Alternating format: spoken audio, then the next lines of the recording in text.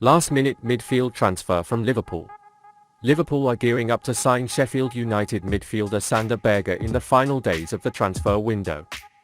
Journalist Phillips claimed that the Reds are ready to fight Chelsea to bring Berge to the Premier League. With both teams pursuing midfield additions, the Norwegian midfielder could be on the market at a discounted price tag.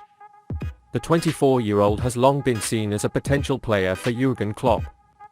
But despite his relegation to the Championship in 2021, Bramall did not leave Lane. Berge, with names like Jude Bellingham, Enzo Fernandez and Moises Caicedo flying around, may not be a sexy option. But that doesn't mean it won't be useful for Liverpool. He's been a mainstay for the Blades as they aim for promotion this season. Let's face it, that doesn't make him good enough to play for Liverpool. It's reportedly been on the Reds' radar for a few years though, so they're aware of what it can do. And the actor is said to be very eager to move to Merseyside. Berge, who played against Liverpool for Henk in 2019, told TV2 via the Metro that playing more at Anfield in the future isn't a dream. So far, this dream has only come true once, scoring a stadium goal for Sheffield United in 2020. The 24-year-old was with the Blades for the 2 seasons they were in the Premier League, from 2019 to 2021. The former Henk midfielder has played 29 senior games these 2 seasons, scoring 2 goals and providing 2 assists. He has made 21 appearances in all competitions this season, scoring 4 goals and providing 3 assists. Berge is a central midfielder who can also work in a double-pivot defensive midfield. He is an excellent passer of the ball, works well in passing play and has a goal threat in him. Berge will be a good option as Liverpool look to strengthen their standings for the second half of the season. The release clause was previously reported to be around £35 million. But while his contract will expire in the summer of 2024, this is certainly negotiable. Given the prices offered for some of the other names reportedly on Liverpool's list, you can see Berge's appeal. Just because it's cheaper doesn't make it a bad player. Reds found value in shopping in slightly more obscure markets. This is what made them successful. It wouldn't be bad to go back to that. There was another injury development in Liverpool. Liverpool will head to the South Coast this weekend to beat Brighton and Hove Albion in the FA Cup 4th round match, and Jürgen Klopp took another injury hit ahead of their visit. The Liverpool boss attended the pre-match press conference to confirm that Fabio Carvalho is the latest to join the long list of injuries piling up at Anfield.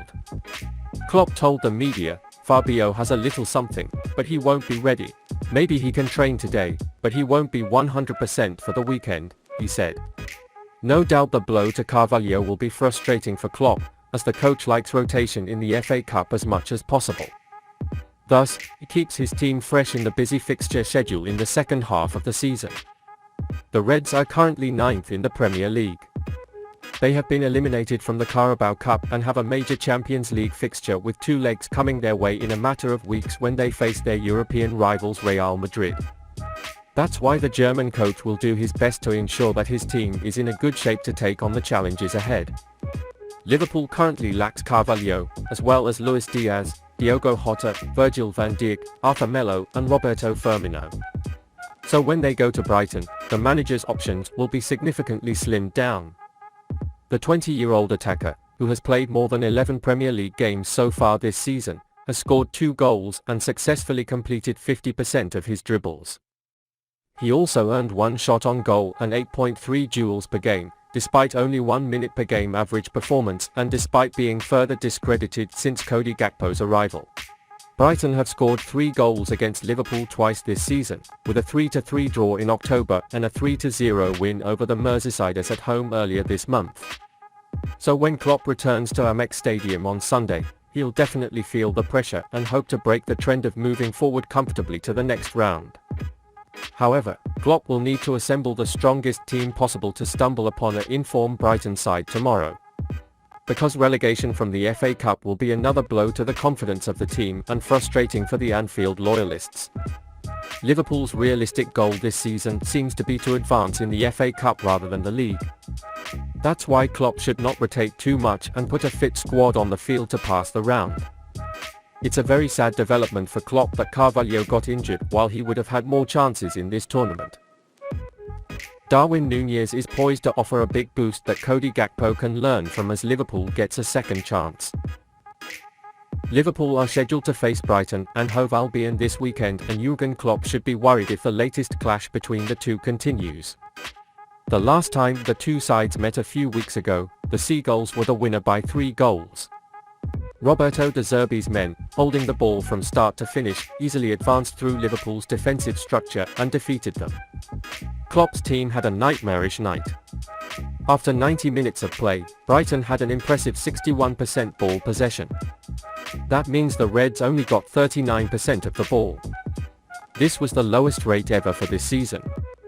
Liverpool played 63 games in all competitions last term, and their away possession rate was 45% against Manchester City, which is famous for possession only under Pep Guardiola. Being controlled by a Guardiola team may happen to the best teams in the world, but Klopp's men have been overwhelmed by the Brighton side, which is 6th in the Premier League table. They are good, but they don't have a special game, especially compared to Manchester City. In most of their recent encounters, Liverpool have not been able to escape the pressure. Brighton especially benefited greatly from Darwin Nunez's absence.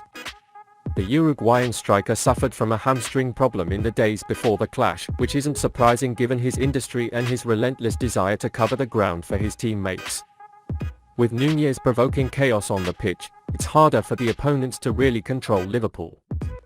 His runs over their opponents and behind them are extremely valuable, as it expands the defenses and makes the field larger for the Reds when possession is secured. Without him, Liverpool just becomes slower and more predictable.